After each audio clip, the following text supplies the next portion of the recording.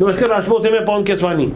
छत्तीसगढ़ में जिस तरह से मिशनरियों की धीरे धीरे पड़ते खोली रही थी कि नॉन स्टॉप नैरेटिव आज शुरू हो गया, वामपंथी मीडिया और कांग्रेसियों ने दबाव बनाना शुरू किया और झूठ का ऐसा रायता फैलाया कि अदालत पर भी दबाव बनाने की कोशिश शुरू हुई और आखिरकार केरल से दुरुक पहुंची उन दोनों ननों को अदालत ने जमानत दे दी। लेकिन सबसे बड़ा प्रश्न अभी भी यही कि छत्तीसगढ़ में जिस तरह से धर्मांतरण का जहर बोया जा रहा था, क्या उसकी फसल पक पाएगी?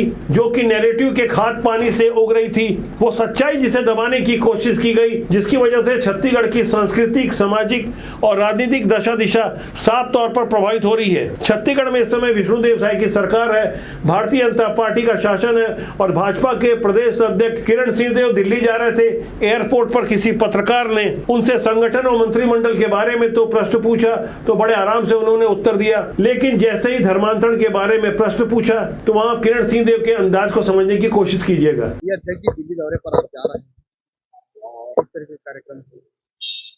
संगठन के विषयों को लेकर बैठक है और आने वाले दिनों में, आगामी दिनों में किस तरीके से भारतीय जनता पार्टी के जो कार्यक्रम है और उनको नीचे तक ले जाना है, किस तरीके से उन कार्यक्रमों का क्रियान्वयन करना है, इस दृष्टि से बैठक है। समय समय पर ये होता रहता है। अध्यक्ष जी, आप लोगों ने रवि भगत को नोटिस दिया, क्या जवाब मिला उस पर? नहीं, अभी आएगा जवाब आने के बाद उस पर बात करेंगे। फिर सर, मुख्यमंत्री जी दिल्ली पे हैं, आप भी दिल्ली जा रहे हैं और ऐसे में उगाहट काफी ज्यादा हो जाती है मंत्रिमंडल विस्तार।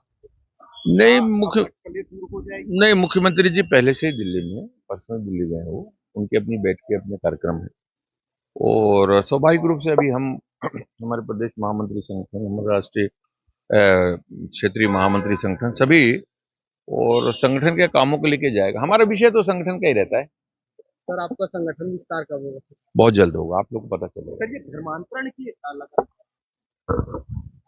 3 आदिवासी युवतियां, एक दलाल और 2 नन 25 जुलाई को दुर्ग रेलवे स्टेशन में पकड़ी गई थी। गिरफ्तारी के बाद 9 दिनों से जेल में थी। बिलासपुर की स्पेशल एनआईए कोर्ट ने 50-50 हजार के मुचलके पर उन्हें जमानत दे दी। उन्हें जमानत तो मिल गई, लेकिन उनके विरुद्ध जो धाराएं लगी है, जो आरोप लगे हैं, जो प्रमाण प्रस्तुत किए हैं, उस पर गहराई से समझना होगा कि आखिर छत्तीसगढ़ में मिशनरी गैंग किस तरह से काम कर रही है और छत्तीसगढ़ की आबो हवा और संस्कृति को साफ तौर पर प्रभावित करने का ये कुचक्र आज की तारीख में भी बदस्तूर चल रहा है। यदि समय रहते इन पर अंकुश नहीं लगाया गया तो आने वाले दिनों में, खासकर वनांचल में जिस तरह से बस्तर में वर्ग संघर्ष की स्थिति हो रही है, वो स्थिति जगह जगह देखने को मिल सकती है। ह्यूमन ट्रैफिकिंग के केस में गिरफ्तार दोनों ननों के मामले में 2 अगस्त को बिलासपुर की एनआईए कोर्ट में सुनवाई हुई।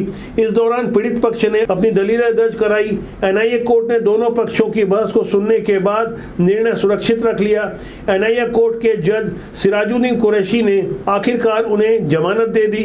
आरोप मानव तस्करी का है। गौर करने वाली बात यह है कि प्लेसमेंट एक्ट 2013 के अनुसार यदि किसी को नौकरी पर रखा जाता है तो उसके लिए रजिस्ट्रेशन बहुत जरूरी है। केरल से ये नन जो छत्तीसगढ़ आई थी, क्या उन्हें नहीं मालूम था कि इस तरह से रजिस्ट्रेशन की जरूरत पड़ती है? आज जब रंगे हाथों पकड़ी गई है तो बताया जा रहा है सीधे तौर पर कानून का उल्लंघन है। तो ऐसे में क्या धर्मांतरण और मानव तस्करी का पाप छुप जाएगा? एक झूठ को 100 बार बोलने से क्या वो सच हो जाएगा? हाँ, थोड़े देर के लिए वो सच की तरह जरूर लगता है, लेकिन गहराई से समझना होगा मानव तस्करी एक संगठित अपराध है जिसमें धोखे, लालच, जबरदस्ती या बलपूर्वक लोगों को उनके घर या देश से दूर ले जाकर शोषण करना शामिल है। इसमें जबरन मजदूरी कराना, यौन शोषण, वेश्यावृत्ति, अंग व्यापार और शादी के लिए तस्करी होती रही है। बीएनएस की धारा 143 और धर्म स्वतंत्र अधिनियम 1968 के अंतर्गत मामला मुकदमा दर्ज किया गया है। मानव तस्करी के मामले में 10 साल की सजा है,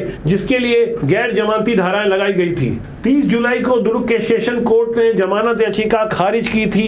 तब एडवोकेट आशीष शर्मा ने बताया था किन 5 बिंदुओं पर अदालत ने उनकी जमानत याचिका खारिज की थी। सेशन कोर्ट ने कहा था कि दुर्ग जिला सत्र न्यायालय को एनआईए अधिनियम 2008 के तहत मामला सुनने का अधिकार नहीं है।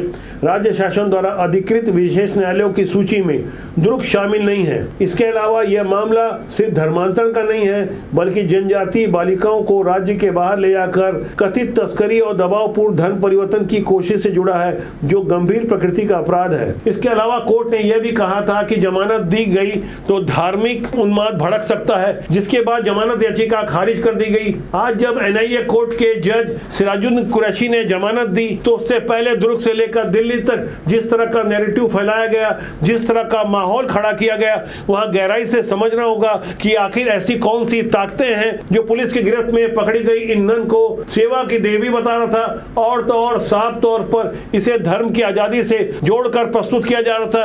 कहीं चर्चा नहीं हो रही थी कि मानव तस्करी हो रही थी, धर्मांतरण का खुला खेल हो रहा था। जिन 3 आदिवासी बालिकाओं को लिया जा रहा था, उसमें से एक कैमरे के सामने आकर खुद को जो ईसाई बता रही थी, उसके उस वीडियो को सोशल मीडिया में जमकर ट्रोल करवाया गया और ये बताने की कोशिश की गई कि उन्हें जबरदस्ती कहीं नहीं ले जाया जा रहा था, जबकि 2 अन्य बालिकाएं हैं, वो साफ तौर पर कैमरे के सामने आकर ये पहले ही बता चुकी है कि फर्जी टिकट पर उन्हें सुखमन मंडावी आगरा लेके जा रहा था और उनके साथ साफ तौर पर धोखा हो रहा था। उन्हें जानकारी नहीं दी गई थी कि उन्हें आगरा ले आया जा रहा था। ये पूरा मसला फुल प्रूफ प्लानिंग से जुड़ा था।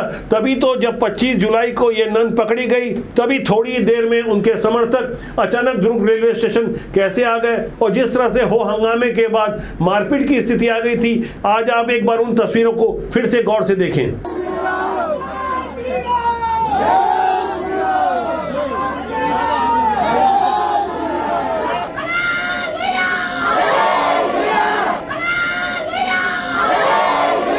कुल मिलाकर हिंदू नामधारी 2 नन प्रीति और वंदना को जब जमानत मिली गई है, तो सबसे बड़ा प्रश्न यही खड़ा होता है, क्या अदालत दबाव में काम करती है या वामपंथी मीडिया और कांग्रेस का दबाव यहां काम कर गया? क्या छत्तीसगढ़ में धर्मांतरण की समस्या वाकई विकराल रूप नहीं लेती जा रही है या मानव तस्करी छत्तीसगढ़ में रुक गई है? आज भी छत्तीसगढ़ में हजारों लड़कियां गायब है। उनका दर्द कौन समझेगा? क्या उनके लिए संसद के बाहर कोई तख्ती लेकर प्रदर्शन नहीं करेगा? नैरेटिव झूठ का ही क्यों ना हो, किस तरह से रायता फैलाया जाता है, इसका जीता जागता सबूत आज आपने देखा होगा। जमानत मिलने भर से ये नहीं माना जा सकता कि आप पाक साफ हो गए। ये पब्लिक है, सब जानती है। राजपूत आपका अपना जनमंच है। मेरा आपसे आग्रह है कि सामाजिक, राजनीतिक, आर्थिक, सांस्कृतिक तमाम विषयों पर हम खुलकर बात करते हैं, इसलिए राजपूत के साथ जुड़ें, सब्सक्राइब करें, ढेर सारा प्यार दें, प्यार बांटें। नमस्कार।